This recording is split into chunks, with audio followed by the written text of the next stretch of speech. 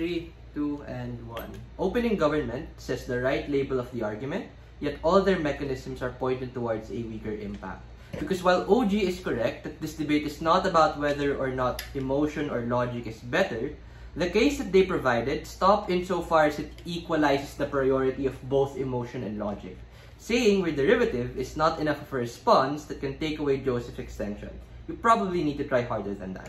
Why is this inherently not just the crux of the debate, which Joseph points out in his pre-oration? 1. Because it's a narrative debate, it's not just about saying, hey, emotions are also equally important. The narrative has to explain how emotionality and logic can work in tandem, which is what I don't think OG has necessarily proven.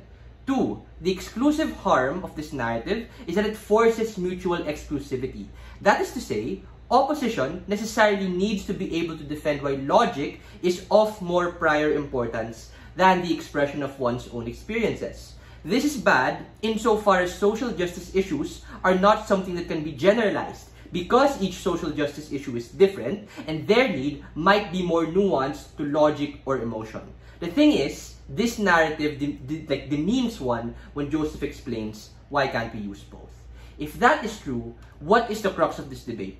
The crux of this debate is in breaking opening deadlock. Where can emotion and logic best be handled on our side of the house? And where can we embolden all of these people to have as much leverage as possible? These two issues are the main metrics important in this debate. I'll explain how CG wins on all fronts. Firstly, why is opening opposition not comparative in this round? 1. OO locks themselves in the chicken and egg debate issue. Opposition makes this debate a debate in saying, hey government, you need logic to be able to act and get more proactive change.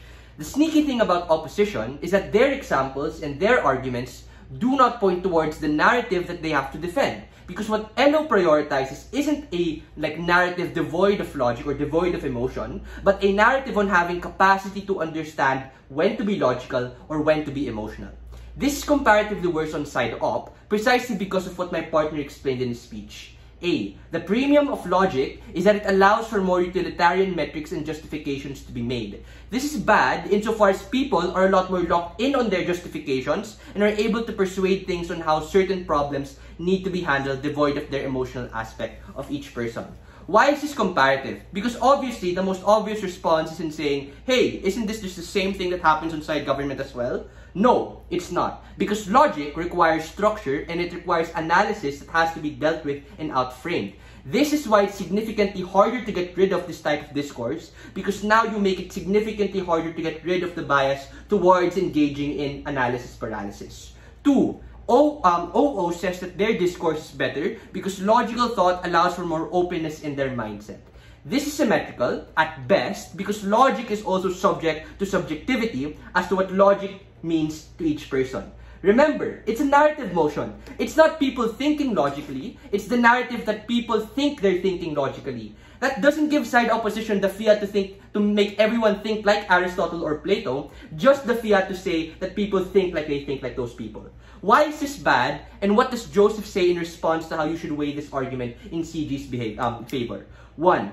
Joseph explains how this argument from opposition creates ivory towers on how to view social justice issues. 2. DLO's main mechanism on people not treating your opinion as valid is all the proof you need because DLO said this themselves. If this is true, then that means they actively harm those who deserve a spot in this discourse, absent capacity, absent incentive, absent any of the utilitarian metrics that opposition has to defend if they prioritize logic.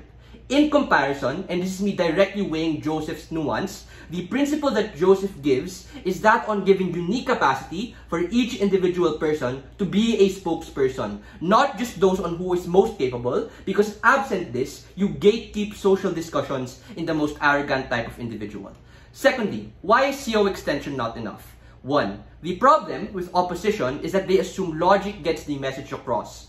Absent positive or negative emotion, people, because of the utilitarian metric that Joseph said, and that common sense is not that common, people literally wouldn't give a shit about all of the bad stuff that's not proximate to them.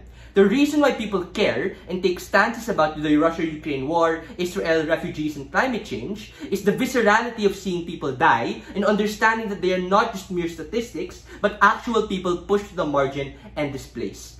2. CO questions what we really do and tries to dismiss us. What this change looks like can include, but not limited to, being more aware of geopolitical and social movements and their conflicts, people becoming less arrogant or ignorant, and it can also lead to people taking stances and not just being fence-sitters. Third and lastly, the problem with CO discourse argument, which is similar by the way to OO, is that discourse for discourse's sake is just not good. It's not about extent and quality, of which in a perfect world people are logical and rational, but in order to be a part or included in that discussion, you need to trigger and create a catalyst for the average non-proximate person to be a part of that discussion. That's the nuance that Joseph explains in his mechanism about new movements and old movements. Before 6, go to POI, I heard it. If we're talking about accessibility and saying accessibility our emotions are more accessible by the vulnerable people, do you think that vulnerable people do not have rational thought? No, it's not a matter of that, but when you prioritize the discussion on rationality, you inherently make it all about, oh, this is the most logical argument, this is exactly what I need to do, and absent any of your emotional experience, it's not that bad because you'll just be seen as a bad person. Your own deputy said that. Why do we weigh opening government? Because, this is probably going to be the main contention in the deliberation, right? OG stops at dissecting the issue of this debate by saying, hey, emotions are important too. Don't get me wrong, that's fine, but it's not debate winning. It's not debate winning because you also have to explain the pathway to victory as to why this argument leads to a better impact. So let's compare our impact against OG impact. OG impact says you embolden power to be people to be a lot more able to talk about their experiences. On side CG, it's not just about emboldening people or having more power, but being able to sustain that power and use it further on. On our side of the house, absent this narrative, this allows for the flexibility of social movements regardless of the state that they are currently in. We provide clarity on why this narrative allows the best possible opportunity for a broad spectrum of narratives. If you are historically old and you want to continue the fight, e.g. feminism, e.g. workers' rights, then all of these systems in place just allow for that better and flexible use of emotional logic.